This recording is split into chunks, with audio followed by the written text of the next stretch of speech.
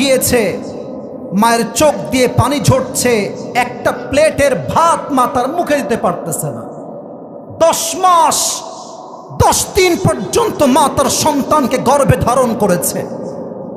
আল্লাহ তাআলা বলছেন, মা যখন তার সন্তানকে ডেলিভারি করে দেয়, সন্তান যখন দুনিয়ার মুখ দেখে ফেলে, মায়ের 10 মাস 10 দিনের কষ্ট সন্তানকে দেখার সঙ্গে সঙ্গে নিমিষেই দূর হয়ে যায়। সুবহানাল্লাহ। আচ্ছা বলেন তো, আমাদের জাতির পিতার নাম কি? আপনার মনে হয় এখনো সন্দেহে আছে। কথা বুঝলে বুঝপাতা, না বুঝলে। আমি এখানে কোনো দল মতের কথা বলতে আসি নাই, আর ব্যক্তিগত কথা বলছি। আমি কোনো দলের দালাল নই, আমরা কেউ দালাল নই। আমরা ইসলামের দালাল, আমরা কোরআনের দালাল। যুবক ভাইরা, ঠিক কিনা বলো? আমরা দেখেছি 5 আগস্টের পূর্বে আমাদের উপরে জাতির পিতার নামটা চাপিয়ে দেওয়া হয়েছিল। জাতির পিতার নাম বঙ্গবন্ধু। আজকে আমরা ওপেন ডিক্লেয়ার দিয়ে বলছি, মুসলমানদের জাতির পিতার নাম বঙ্গবন্ধু নয়, মুসলমানদের জাতির পিতা ইব্রাহিম আলাইহিস সালাতু ওয়াস সালাম। কোনো ভয় আছে? আপনারা সবাই আল্লামা দেলোয়ার হোসেন সাইদি হুজুরের নাম শুনেছেন না? ইস, আপনাকে একটা কথা বলছি, সবাইকে, আমার স্টেজ যারা আছে সবাইকে বলছি একটা কথা। এটা আমার মিডিয়া রেকর্ড হচ্ছে, যে মিডিয়ার ভাইরা যারা এসেছেন ডানে বামে, এই কথাটা আপনারা কাট করে আপলোড দিবেন। এই কথাটা এখন যেটা বলবো, সাইদি হুজুরের ওয়াজ আমি কতগুলো শুনেছি এটা আমি আপনাকে সংখ্যায় বলতে পারবো না, তবে বিশ্বাস করেন আমার কথা, সাইদি হুজুরের জীবনের সবচাইতে সেরা ওয়াজ আমার ব্যক্তিগত পয়েন্ট অনুযায়ী উনি বগুড়ার মাটিতে শ্রেষ্ঠ ওয়াজ করেছেন। শ্রেষ্ঠ ওয়াজ আপনি সার্চ করেন, আমার কথা যদি মিথ্যা মনে হয় আপনি সার্চ করেন। উনি সেই ওয়াজে বলেছিলেন, তোমরা কোন নেতার পেছনে দৌড়াও, তুমি যেই নেতার পেছনে দৌড়াও, তুমি কি বলতে পারবা যে সেই নেতা কখনো জেনা করে নাই? তুমি যেই নেতার পেছনে দৌড়াও, তুমি কি বলতে পারবা তোমার সেই নেতা দেশের টাকা মেরে খায় নাই? তুমি যেই নেতার পেছনে দৌড়াও, তুমি কি তোমার বুকে হাত রেখে বলতে পারবা যে নেতার চরিত্র ফুলের মতো পবিত্র? আর নেতা তো সেই নেতাই আসল নেতা, যেই নেতা সাহাবা একরামদেরকে নিয়ে বলে, হে সাহাবীরা, তোমরা আমার মাঝে যেই চরিত্র দেখো, যে আদর্শ দেখো, মানুষের সামনে খুলে খুলে আমার আদর্শের কথা প্রকাশ করে দাও। আল্লাহু আকবার। আর উনি একটা কথা বলতেন, আমরা হক কথা বললেই আমাদেরকে গালি দেওয়া হয়। 3টা গালি, দেখেন তো মেলে কিনা। এক হচ্ছে রাজাকার। আপনার মনে ভয় পাচ্ছেন? হক কথা বললে 1 নাম্বার ট্যাগ আসতো রাজাকার। বলেন সবাই কি কার? 2 হচ্ছে মৌলবাদ, 3 হচ্ছে জঙ্গিবাদ। তো উনি একটা গভীর কথা বলতেন, এটা বগুড়ার মাহফিলে তিনি বলেছিলেন যে আমাদেরকে যতই মৌলবাদী বলে গালি দাও, আমরা রাগ করি না। কেন রাগ করি না? মৌল আসছে মূল থেকে। বগুড়ার সুলপুলেরা আওয়াজ কথা কম, বোঝেন ভালো, কাজে দিবে। মৌল আসছে মূল থেকে। উনি বলতেন, মূল মানে হচ্ছে গোড়া, মূল মানে হচ্ছে শেখর, মূল মানে কোরআন, মূল মানে হাদিস। আর তোমরা যারা আমাদেরকে মৌলবাদী বলে গালি দাও, তারা সব আগাবাদী। এবার কোন আপনারাই, এবার বিচার আপনাদের হাতেই দিলাম। বলেন তো, গাছের গোড়ায় শক্তি বেশি হয় না আগায়? আগায় না গোড়ায়?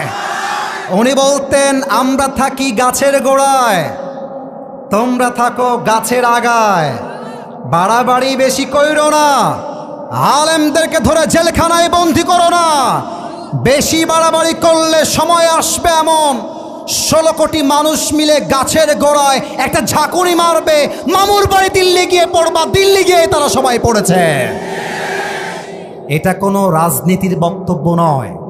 যদি এটাকে কেউ রাজনীতির বক্তব্য হিসেবে ধরতে চায়, তবে বুঝতে হবে সে স্বৈরাচারের দালাল বগুড়ার ভাইরা, ঠিক কিনা বলেন? উনি বলতেন, উনি কি বলতেন, এটা আমি বাস্তবে মিল পেয়েছি। উনি বলতেন, তোমরা আমাকে ধরবা, জেলে দিবা, বন্দি করবা, হত্যা করবা, তবে মাথায় রেখো, আমি সাইদি হয়তো একদিন থাকবো না, বাট আমি সাইদিকে হত্যা করলে কি হবে?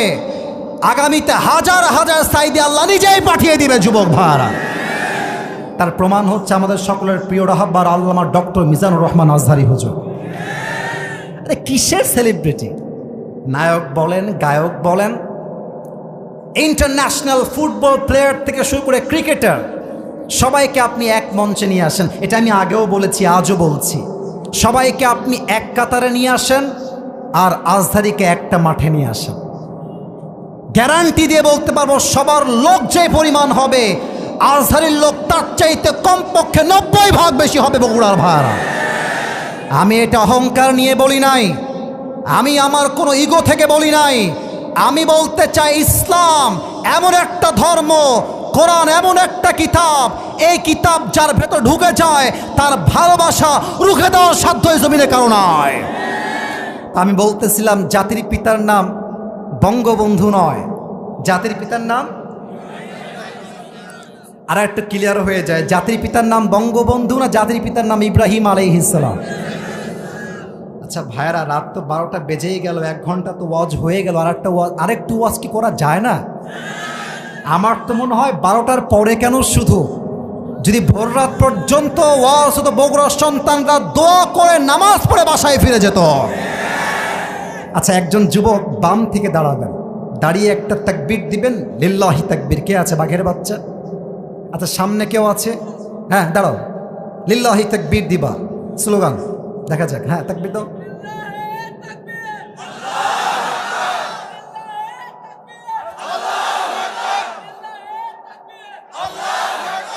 তোমার বিয়ে কনফার্ম, বসো।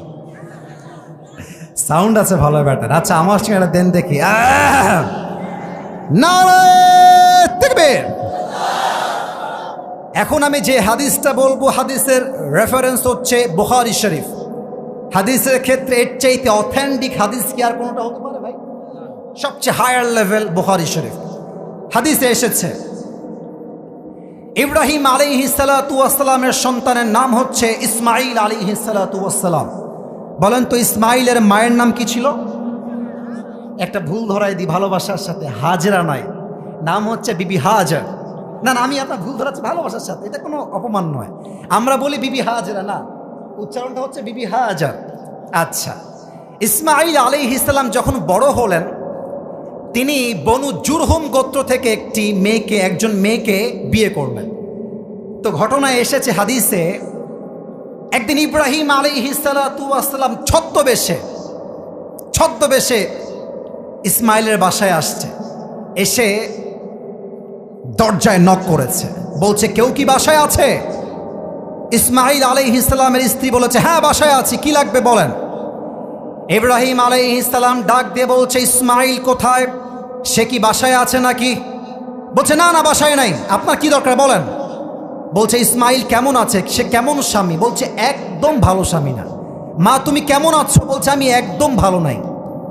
কিছু কিছু মেয়ে আছে দেখবেন, এখানে স্বামী যারা আছেন ভাই, আপনারা আমার দুঃখ বুঝবেন, আর যাদের বউ নাই তারা আগামীতে আমার দুঃখ বুঝবা। যাদের বউ আছে এবং ডিমান্ডই বেশি, তারাই বুঝে বউ পালার যন্ত্রণা কত বেশি, ঠিক কিনা? আল্লাহ মাফ করো, আল্লাহ মাফ করো। যাই হোক, আমি যেটা বলছিলাম, মেয়েটা বলছে আমি ভালো নাই, আমার স্বামী ভালো না, আমি ভালো নাই। এবার দেখেন নবীর কথা কত সুন্দর। ইব্রাহিম আলাইহিস সালাম বলছেন মা, ইসমাঈল যখন ফিরে আসবে, ইসমাঈলকে ডাক দিয়ে বলবা একজন মুসাফির তোমার খোঁজে আসছিল, নাম হলো তার ইব্রাহিম, তোমাকে মেসেজ দিয়েছে একটা, তোমার দরজার কপার চেঞ্জ করে ফেলবা, দরজার কপার চেঞ্জ। যখন ইসমাঈল এসেছে, বউ বলছে অমুক একজন আগন্তুক ব্যক্তি, মুসাফির, মুরব্বী, বৃদ্ধ আমাকে বলে গিয়েছে তোমাকে তোমার দরজার কপার চেঞ্জ করতে হবে। নবীর কথা নবী বোঝে, বাপের কথা ছেলে বোঝে, ছেলের কথা বাপ বোঝে, ঠিক কিনা বলে? ইসমাঈল আলাইহিস সালাম বুঝে গিয়েছেন আমার বাপ ইঙ্গিত দিয়েছে জীবনে খুশি হতে চাইলে এরকম নাশকর বউ দিয়ে খুশি হওয়া যাবে না, ঠিক কিনা বলে? সঙ্গে সঙ্গে ইসমাঈল আলাইহিস সালাম তার প্রথম স্ত্রীকে তালাক দিলেন, সে বাড়ি থেকে বের হয়ে গেল। সেকেন্ড টাইম ইসমাঈল আলাইহিস সালাম যখন